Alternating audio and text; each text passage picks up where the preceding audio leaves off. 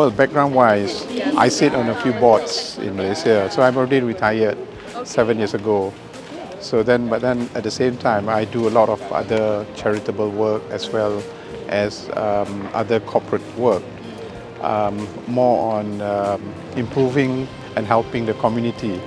So in this instance, I thought that it's quite reasonable, after leaving school for 37 years, to come back and learn a little bit more about what's happening in the industry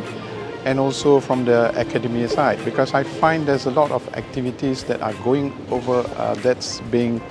discussed outside, but I need to learn a little bit more in terms of the theory part of it. So I think it's a big opportunity for me to understand and to relate between industry and the academia, and how I can contribute to the academia in terms of improving their syllabus or some of their perspective in terms of the industry. Because I come from a retail background, and retail has been something that is very passionate to me.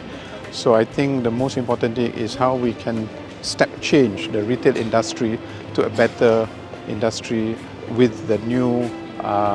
with the social media and all the other areas of development in the country.